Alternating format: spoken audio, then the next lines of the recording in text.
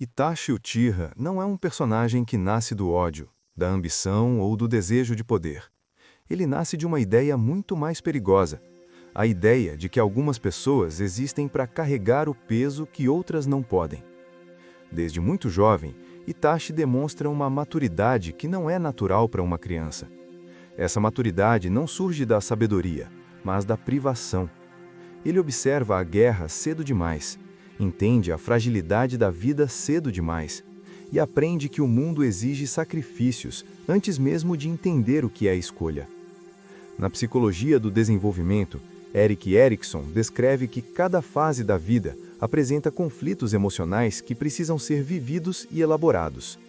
A infância deveria ser o espaço do erro, da dependência e da construção gradual da identidade. Quando esse processo é interrompido, o indivíduo cresce funcional, mas emocionalmente deslocado. Itachi não desenvolve uma identidade baseada em desejos, mas em responsabilidades. Ele aprende a existir para os outros antes de aprender a existir para si. Essa inversão cria uma base psicológica perigosa. Em vez de perguntar quem eu sou, Itachi passa a perguntar o que esperam de mim. Pouco a pouco, ele internaliza a crença de que seu valor está diretamente ligado à sua utilidade. Essa é a raiz silenciosa de toda a sua tragédia. Quando uma pessoa cresce acreditando que só tem valor enquanto sustenta algo maior, ela se torna incapaz de reconhecer suas próprias necessidades emocionais. Itachi não escolhe ser diferente, ele é moldado para isso.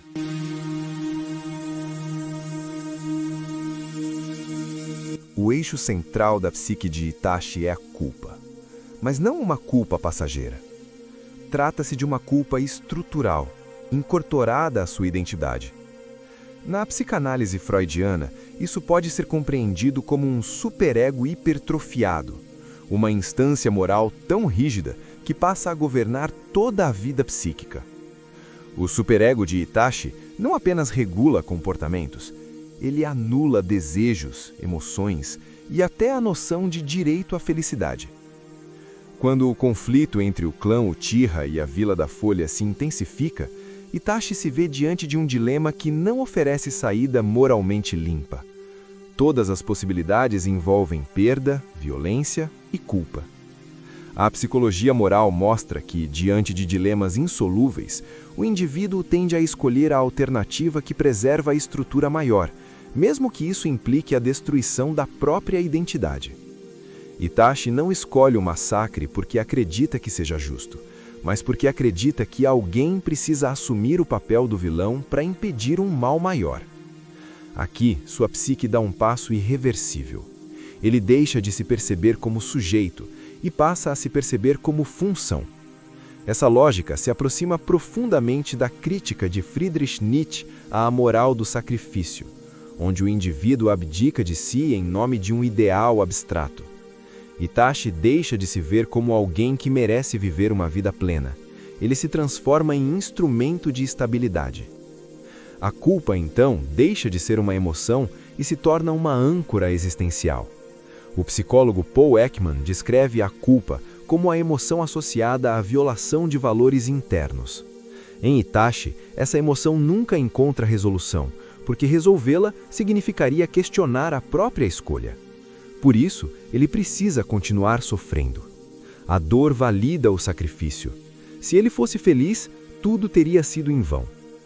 Essa lógica distorcida se manifesta também na forma como Itachi se relaciona com os outros. Ele passa a enxergar o sofrimento como algo formador, quase necessário. Ao lidar com Sasuke, Itachi projeta no irmão aquilo que internalizou sobre o mundo. A ideia de que apenas através da dor alguém pode se tornar forte. A psicologia do apego, desenvolvida por John Bowlby, explica que vínculos seguros são baseados em proteção emocional e previsibilidade. Itachi, incapaz de oferecer isso, cria uma relação baseada no trauma, acreditando que está preparando Sasuke para sobreviver. Mas essa é uma reprodução do próprio trauma de Itachi. Ele não ensina força, ele transmite ferida. Esse padrão revela uma identidade profundamente fragmentada. Carl Jung descreve o conflito entre persona e sombra como uma divisão interna entre aquilo que mostramos ao mundo e aquilo que reprimimos. A persona de Itachi é o vilão frio e calculista.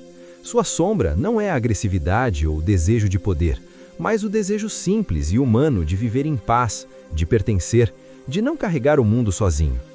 Como esse desejo é incompatível com a narrativa que ele construiu para si, ele precisa ser reprimido.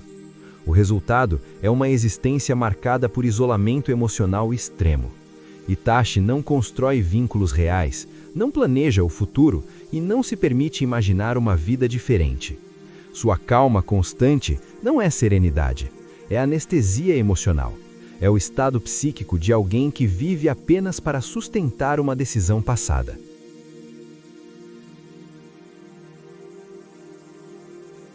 Itachi Uchiha não é apenas a história de alguém que sacrificou tudo por um bem maior. Ele é a representação de um erro psicológico profundo e extremamente humano. A crença de que amar significa assumir toda a dor sozinho. Ao longo de sua vida, Itachi confunde responsabilidade com anulação pessoal, maturidade com silêncio emocional e força com a capacidade de suportar o insuportável sem jamais pedir ajuda. Na psicologia clínica, existe um conceito recorrente chamado autossacrifício patológico.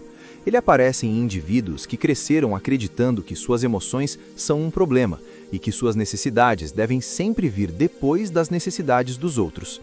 Essas pessoas não se veem como alguém que merece cuidado, mas como alguém que existe para proteger, sustentar e manter estruturas funcionando. Itachi se encaixa perfeitamente nesse perfil. Ele não acredita que possa ser amado como é, apenas como aquilo que faz. O mais trágico é que Itachi nunca questiona verdadeiramente essa lógica. Ele aceita o sofrimento como parte natural de sua existência.